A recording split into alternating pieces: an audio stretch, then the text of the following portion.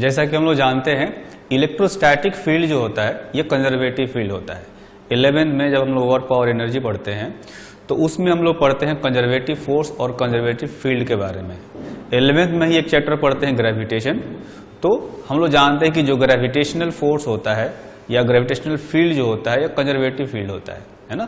उसी तरह से ये जो इलेक्ट्रोस्टैटिक फील्ड है ये भी कंजर्वेटिव फील्ड होता है। कंजर्वेटिव फील्ड की जो भी प्रॉपर्टीज होती है वो सारी प्रॉपर्टी इलेक्ट्रोस्टैटिक फील्ड के पास होती है और इसलिए इसको कंजर्वेटिव फील्ड कह सकते हैं, है ना। हम लोग जानते हैं कि जहां जहां पर कंजर्वेटिव फील्ड होता है या कंजर्वेटिव फोर्स होता है वहां पर जो है वो पोटेंशियल एनर्जी आती है। जैसे बात करें ग्रेविटेशनल फील्ड की तो ग्रेविटेशनल फील्ड जो है कंजर्वेटिव फील्ड है तो ग्रेविटेशनल पोटेंशियल एनर्जी होती है। स्प्रिंग फोर्स जो होता है कंजर्वेटिव फोर्स होता है तो उसके साथ में स्प्रिंग पोटेंशियल एनर्जी भी आती है। मोलिकुलर फोर्स कंजर्वेटिव फोर्स होता है तो उसके साथ में मोलिकुलर पोटेंशियल एनर्जी भी आती है। तो उसी तरह से अगर इलेक्ट्रोस्टैटिक फोर्स कंजर्वेटिव फोर्स है तो यहां भी एक इलेक्ट्रोस्टैटिक पोटेंशियल एनर्जी आनी चाहिए, है ना। तो इलेक्ट्रोस्टैटिक पोटेंशियल एनर्जी कैलकुलेट करने के लिए एक क्वांटिटी डिफाइन करते हैं जिसको कहा जाता है इलेक्ट्रिक पोटेंशियल। हम लोग अभी इलेक्ट्रिक पोटेंशियल के बारे में पढ़ने वाले हैं, है ना। बिल्कुल जिस तरह से हमने बताया कि जो इलेक्ट्रिक फील्ड है वो स्पेस में किसी पॉइंट की एक प्रॉपर्टी होती है ना। अगर आसपास में इलेक्ट्रिक फील्ड क्रिएट हो रखा है तो किसी पॉइंट पर इलेक्ट्रिक फील्ड का जो स्ट्रेंथ है उस स्ट्रेंथ को किसी चार्ज से मल्टीप्लाई कर दो भी चार्ज वहां पर रखा है तो उस चार्ज पर लगने वाला फोर्स पता चल जाता है ना। मैंने बताया कि अगर इस पॉइंट पर कोई चार्ज पार्टिकल रखा है उस पर इलेक्ट्रिक फोर्स निकालना है तो हम लोग क्या करते हैं, चार्ज को इस पॉइंट पर जो इलेक्ट्रिक फील्ड होगा उससे मल्टीप्लाई कर देते हैं, Q इंटू ई, ये बताता है इलेक्ट्रिक फोर्स। बिल्कुल उसी तरह से ये इलेक्ट्रिक पोटेंशियल है ना। इलेक्ट्रिक पोटेंशियल क्या है, ये भी स्पेस में जो पॉइंट होता है उस पॉइंट की प्रॉपर्टी होती है। डिफरेंट पॉइंट पर डिफरेंट पोटेंशियल हो जाता है, जैसे डिफरेंट पॉइंट पर डिफरेंट इलेक्ट्रिक फील्ड हो जाता है ना। तो अगर इस पॉइंट पर चार्ज रखा है, इस चार्ज की पोटेंशियल एनर्जी निकालनी है तो मैं क्या करूंगा, चार्ज को इस पॉइंट पर जो पोटेंशियल है उससे मल्टीप्लाई कर दूंगा तो चार्ज इंटू पोटेंशियल, वो पोटेंशियल एनर्जी हमें पता चल जाता है, ठीक। तो जिस तरह से इलेक्ट्रिक फोर्स निकालने के लिए हम लोग एक इलेक्ट्रिक फील्ड का इमेजिनेशन करते हैं या इलेक्ट्रिक फील्ड को डिफाइन करते हैं, उसी तरह से किसी पॉइंट चार्ज की या सिस्टम की पोटेंशियल एनर्जी निकालने के लिए हम लोग जो है इलेक्ट्रिक पोटेंशियल को डिफाइन करते हैं, ठीक। तो इलेक्ट्रिक पोटेंशियल का जो डिफिनीशन होता है वो यहां पर मैंने लिखा हुआ है, ये है electric potential at a point, है ना। मैंने कहा कि फील्ड के किसी पॉइंट पर इलेक्ट्रिक पोटेंशियल निकालना है तो किसी पॉइंट पर इलेक्ट्रिक पोटेंशियल निकालना हो तो कैसे निकालें, तो electric potential at a point is equal to work done by external agent in slowly moving a unit positive test charge from infinity to that point, है ना। वर्क पावर एनर्जी में ही हम लोग इसका जो बेसिक कॉन्सेप्ट है वो पढ़ते हैं कि किसी भी कंजर्वेटिव फील्ड में जब किसी पार्टिकल को स्लोली मूव कराया जाता है तो स्लोली मूव कराने का मतलब ये होता है कि उस पर नेट फोर्स जीरो होना चाहिए। नेट फोर्स जीरो कैसे होगा, एक तो कंजर्वेटिव फोर्स लग रहा होगा और एक और एक्स्ट्रा फोर्स लगेगा जिसको हम लोग कहते हैं एक्सटर्नल फोर्स या वर्क या force applied by external agent. दो फोर्सेज लगते हैं, है ना। मतलब कि हम लोग कहें कि एक तो कंजर्वेटिव फोर्स हो गया और एक जो होता है force applied by external agent, दोनों मिलकर के जीरो होंगे। नेट फोर्स जीरो होगा, नेट एक्सेलरेशन जीरो होगा, तभी कहेंगे कि स्लोली मूव कर रहा है ना। मतलब कि वेलोसिटी जो है वो बहुत ही कम होती है, काइनेटिक एनर्जी में कोई चेंज नहीं आता क्योंकि नेट फोर्स जीरो हो जाता है।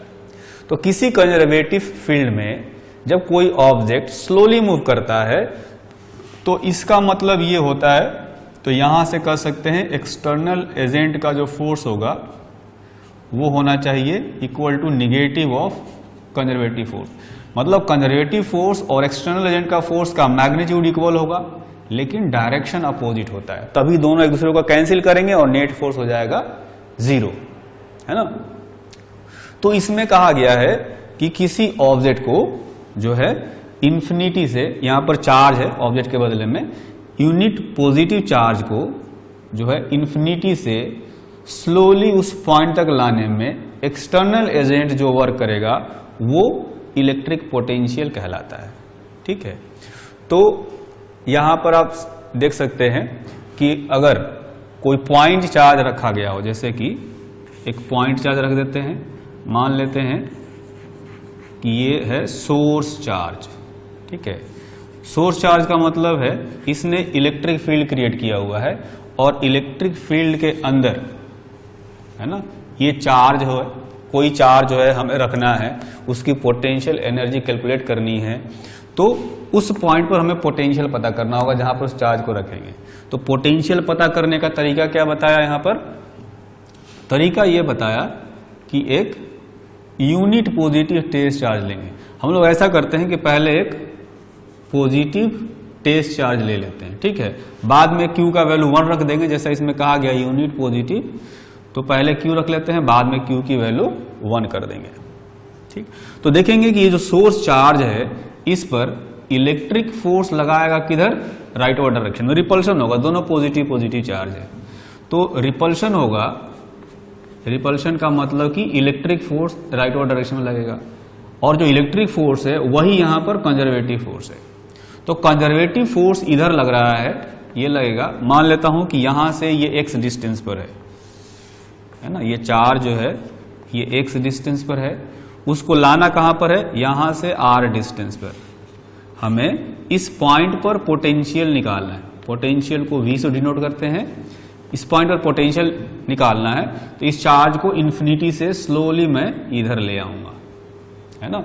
तो चूंकि ये उसको रिपेल कर रहा है तो मुझे फोर्स उल्टा डायरेक्शन में लगाना पड़ेगा ताकि इस कंजर्वेटिव फोर्स को कैंसिल कर सकें। तो एक्सटर्नल एजेंट का जो फोर्स होगा वो इधर लगेगा, कंजर्वेटिव फोर्स का मैग्नीट्यूड हो जाएगा k q1 q2 divided by x square. Coulomb's law से मैंने लिखा, दो चार्ज का मल्टीप्लाई किया और दोनों के बीच का सेपरेशन का स्क्वायर नीचे, है ना। तो एक्सटर्नल एजेंट का जो फोर्स होगा उसका मैग्नीट्यूड भी इतना ही होना चाहिए, बस डायरेक्शन उल्टा होना चाहिए। इसका मैग्नीट्यूड भी आएगा k q q divided by x square.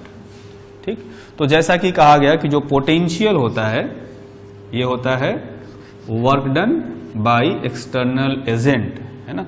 ऐसा करते हैं, पहले work done by external agent निकाल लेते हैं, बाद में Q का वैल्यू 1 रख देंगे तो वही पोटेंशियल हो जाएगा। तो work done by external agent का मतलब हुआ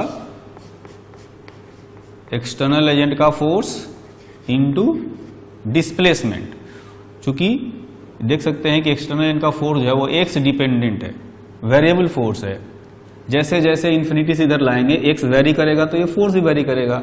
और वेरिएबल फोर्स का वर्क डन कैसे निकालते हैं? इंटीग्रेशन से, तो मैं यहां पर इंटीग्रेशन से निकाल रहा हूं, है ना।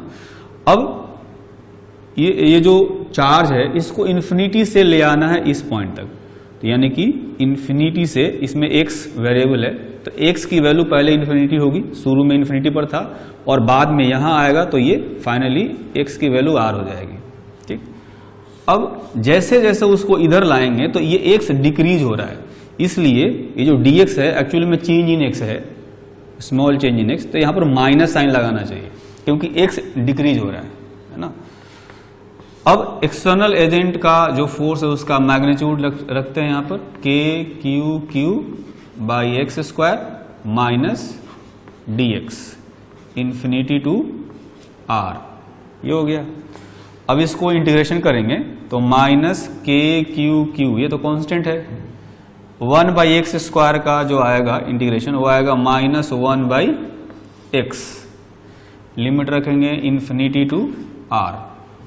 ठीक, तो ये माइनस और ये माइनस मिलकर के प्लस हो जाएगा, तो आएगा k q q डिवाइडेड, ऐसे ही रहने देते हैं, लिमिट रख देते हैं, ये माइनस और माइनस में कैंसिल कर देता हूं, तो रखेंगे पहले x के जगह पर r, माइनस 1 बाई एक्स के जगह पर इंफिनिटी। है ना। तो ये आ गया k q q divided by r, है ना। तो देख सकते हैं कि work done by external agent जो है वो इतना आया है। अब अगर हमें पोटेंशियल एनर्जी निकालना हो या पोटेंशियल निकालना हो, potential at distance r from charge Q, तो ये जो पोटेंशियल होगा ये होना चाहिए work done by external agent in bringing unit positive test charge. ये जो टेस्ट चार्ज है ना, या तो Q का वैल्यू मैं 1 कर दूं या डायरेक्ट लिख सकते हैं वर्क डन बाय एक्सटर्नल पर यूनिट टेस्ट चार्ज, एक ही बात है। तो या तो मैं इसमें Q से डिवाइड कर दूं या Q का वैल्यू 1 रख दूं, एक ही बात है। तो ये आ जाएगा कितना, के क्यू डिवाइडेड बाई आर, है ना। तो ये हो गया k q by r electric potential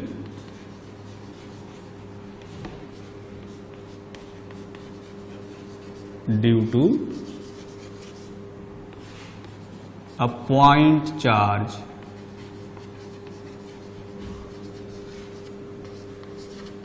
Q, है ना। मतलब पॉइंट चार्ज से R डिस्टेंस पर इतना जो है ये पोटेंशियल आ गया। अब जैसा कि मैंने कहा कि इलेक्ट्रिक पोटेंशियल और पोटेंशियल एनर्जी एक दूसरे से रिलेटेड होते हैं, ठीक। तो ये जो पॉइंट चार्ज हमने लिया था, इस चार्ज को इन्फिनिटी से यहां ले आए, ठीक है। तो जब ये जो पॉइंट चार्ज अगर इस पॉइंट पर होगा तो उसकी पोटेंशियल एनर्जी कितनी होगी, उसको कैसे निकालें देखते हैं यहां पर, है ना। तो सबसे पहले मैं यहां पर इलेक्ट्रिक पोटेंशियल एनर्जी को एक बार डिफाइन कर लेता हूं। Electric potential energy,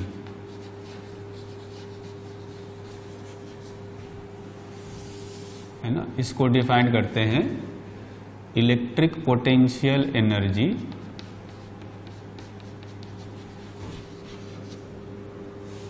of a charge at a point is equal to the work done by external agent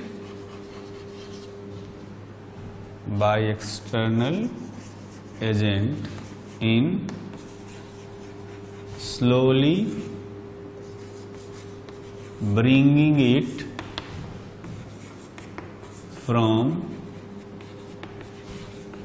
infinity to that point। कहने का मतलब ये हुआ कि जैसे ये सोर्स चार्ज हो गया, ठीक है, ये सोर्स चार्ज हो गया, इसने आसपास में फील्ड क्रिएट किया हुआ है।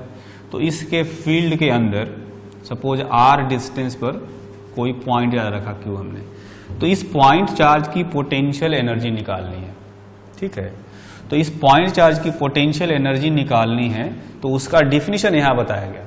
क्या बताया गया कि electric potential energy of the charge at this point is equal to the work done by external agent in slowly bringing it. इसको स्लोली लाना है कहां से, from infinity to that point. इसको इन्फिनिटी से स्लोली यहां पर ले आना है। तो स्लोली यहां से यहां लाने में एक्सटर्नल एजेंट जो वर्क करेगा या हम जो वर्क करेंगे वो इसकी पोटेंशियल एनर्जी कहलाएगी, ठीक है। तो देखेंगे इसका डिफिनीशन में और ये जो पोटेंशियल का डिफिनीशन था उन दोनों में ज्यादा फर्क नहीं है, बस थोड़ा सा फर्क है। यहां per unit positive test charge लिया और यहां पर, है ना, मतलब यहां पर यूनिट टेस्ट चार्ज को इन्फिनिटी से ले आए थे स्लोली, और यहां पर जिस चार्ज की पोटेंशियल एनर्जी निकालनी हो उस पूरे चार्ज को इन्फिनिटी से यहां ले आए, बस ये फर्क है। वहां पर यूनिट चार्ज लाया, यहां पर पूरा चार्ज को ले आए, बस इतना सा ही फर्क है। बाकी दोनों का डेफिनेशन जो है वो एक जैसा है, ठीक। ठीक है, तो इस डिफिनीशन के हिसाब से अगर मैं निकालूं work done by external agent, ये जो क्यू चार्ज है इसको इन्फिनिटी से यहां तक लाने में जो वर्क होगा वो तो हमने यहां भी निकाला है ना। वैसा ही चार्ज को, क्यू चार्ज को इन्फिनिटी से यहां ले आए हम लोग, और वर्क भी हमने निकाला था। तो वर्क डन कितना आया? वर्क डन आया है k q q divided by r, ये वर्क आया है। और इस डिफिनीशन के हिसाब से यही इसकी पोटेंशियल एनर्जी होना चाहिए, पोटेंशियल एनर्जी ऑफ चार्ज। ठीक, तो जैसा कि मैंने पहले बताया कि जो इलेक्ट्रिक पोटेंशियल होता है वो स्पेस में किसी पॉइंट की प्रॉपर्टी होती है। अगर उस पॉइंट पर चार्ज को रखेंगे और चार्ज की पोटेंशियल एनर्जी निकालनी हो तो क्या करेंगे? उस चार्ज को उस पॉइंट पर जो पोटेंशियल है उससे मल्टीप्लाई कर देंगे तो पोटेंशियल एनर्जी आ जाएगी।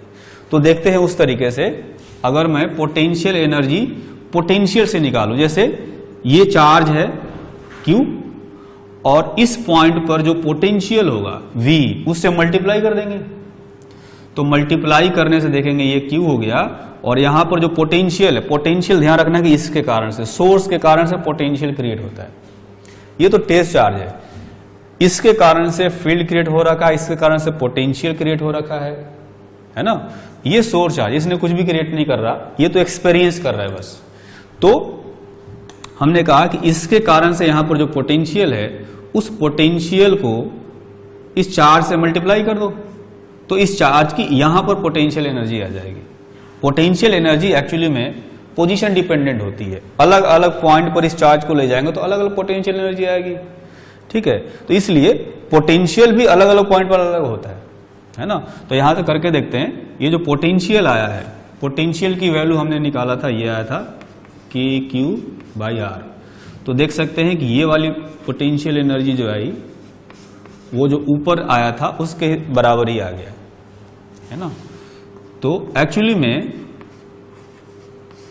पोटेंशियल का जो यूज है वो यूज है या तो work done by external agent calculate करने के लिए या किसी पॉइंट पर पोटेंशियल एनर्जी निकालने के लिए। ये दोनों काम के लिए इस इलेक्ट्रिक पोटेंशियल का यूज होता है ना।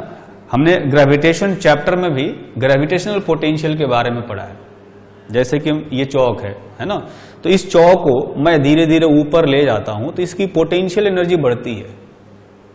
ग्रेविटेशनल, अर्थ का जो ग्रेविटेशनल फील्ड है उस फील्ड में चौक रखा हुआ है, तो इस चौक को जैसे ऊपर ले जाते हैं तो इसकी पोटेंशियल एनर्जी बढ़ती है। क्यों? क्योंकि एक्चुअली में ऊपर ले जाने से ग्रेविटेशनल पोटेंशियल बढ़ रहा होता है। ठीक है, इस पॉइंट पर पोटेंशियल कुछ और होगा, इस पॉइंट पर पोटेंशियल थोड़ा ज्यादा होगा, इस पॉइंट पर पोटेंशियल यानी ग्रेविटेशनल पोटेंशियल और भी ज्यादा होगा। तो अगर मुझे यहां पर ग्रेविटेशनल पोटेंशियल एनर्जी निकालनी है तो क्या करूंगा? ग्रेविटेशन में हम लोग क्या करते थे? मास को ग्रेविटेशनल पोटेंशियल से मल्टीप्लाई कर देते थे। ग्रेविटेशन में मास इंटू पोटेंशियल करते हैं तो पोटेंशियल एनर्जी आता है।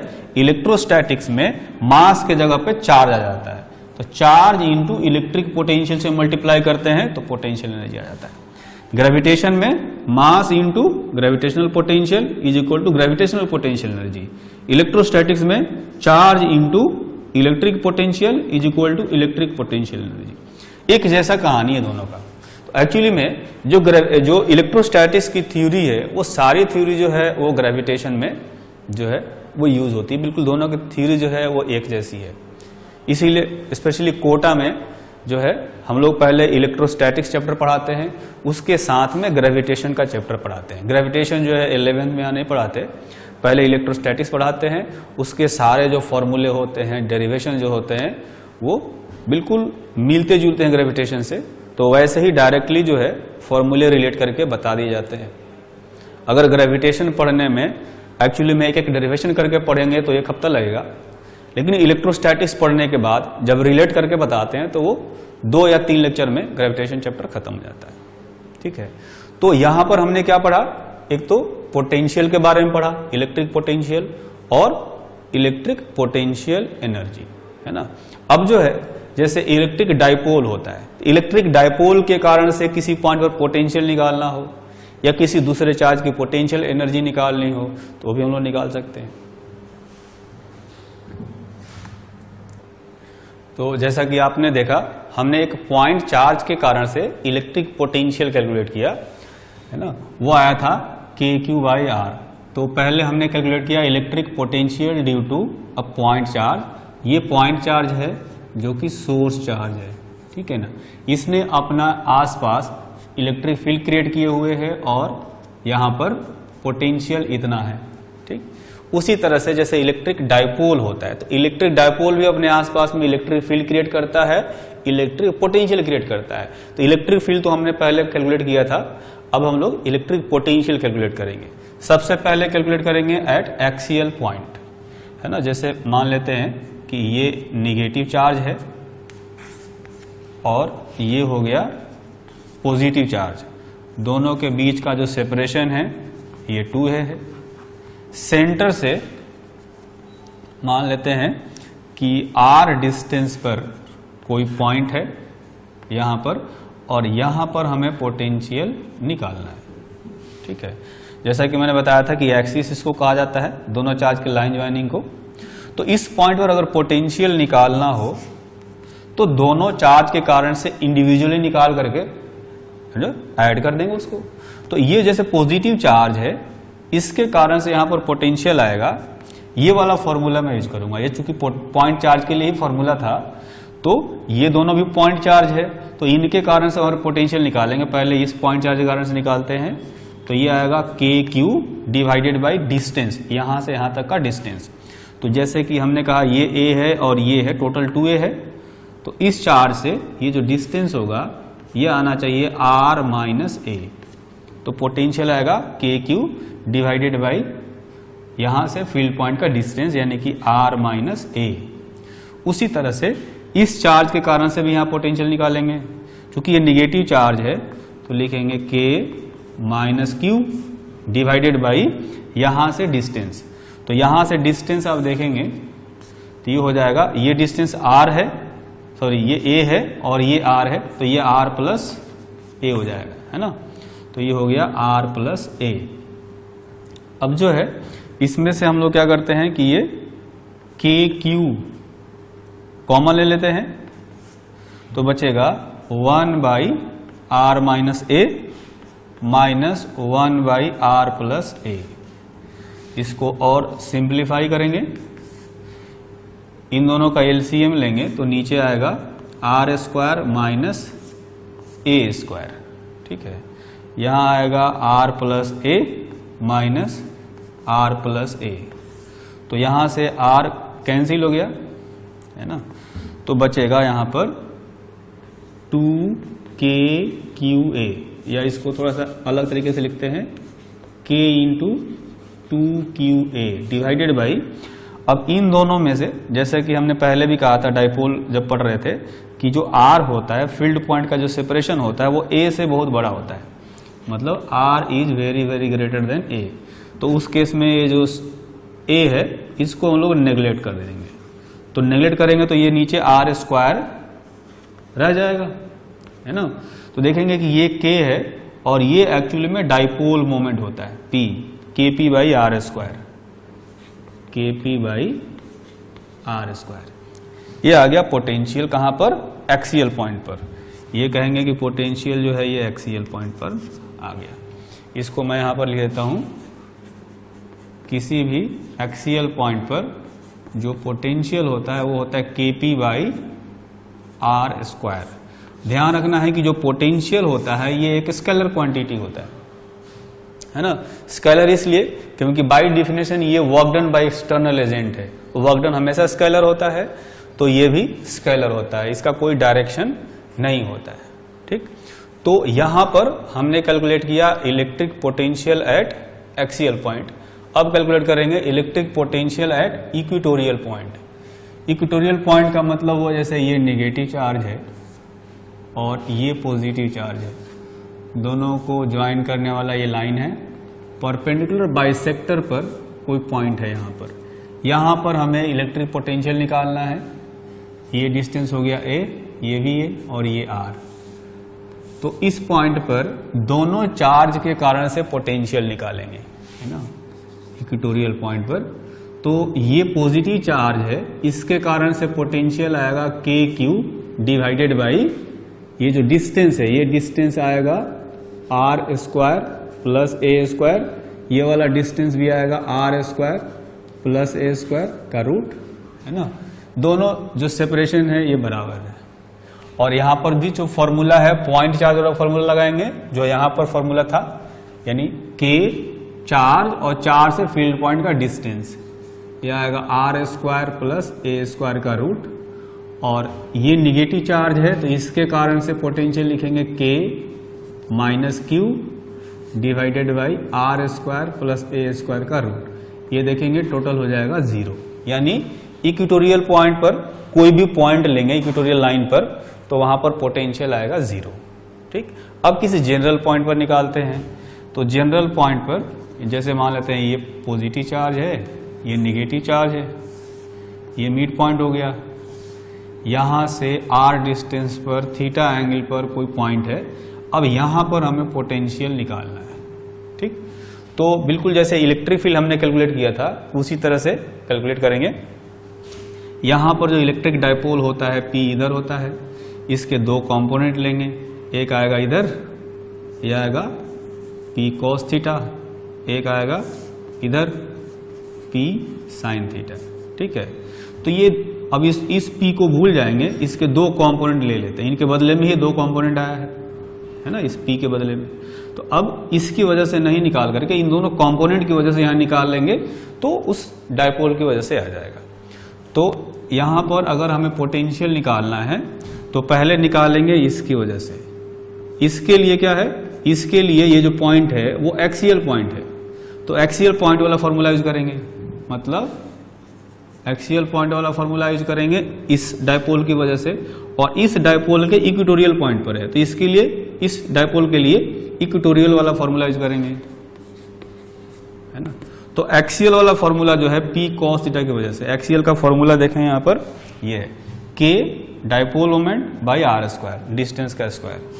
तो K यहां पर डायपोल मोमेंट इसका P cos थीटा है, तो P cos थीटा रखेंगे डिवाइडेड बाई आर स्क्वायर, है ना। यह आया इसकी वजह से, इसकी वजह से निकालेंगे यहां पर तो वो आएगा 0, क्योंकि इक्वेटोरियल पॉइंट पर हमने निकाला है, इक्वेटोरियल पॉइंट पर पोटेंशियल होता है 0, और इसके लिए जो है ये इक्वेटोरियल पॉइंट पर पड़ रहा है। ठीक है, तो इसके कारण से यहां पोटेंशियल हो गया 0, यानी नेट पोटेंशियल जो है वो हो गया KP cos theta divided by r square, है ना। इसको आप वेक्टर फॉर्म में भी लिख सकते हैं, इसको कुछ इस तरह से लिखा जाता है K P dot R divided by R cube, है ना। P डॉट R का वैल्यू जो होगा वो आएगा P into R into cos theta. ठीक है, P into R into cos, एक R कैंसिल हो जाएगा तो ये रह जाएगा KP cos थीटा ऊपर और नीचे R स्क्वायर। तो जनरली जो है ये वाला फॉर्मूला याद रखना है, यही ज्यादातर यूज में आता है।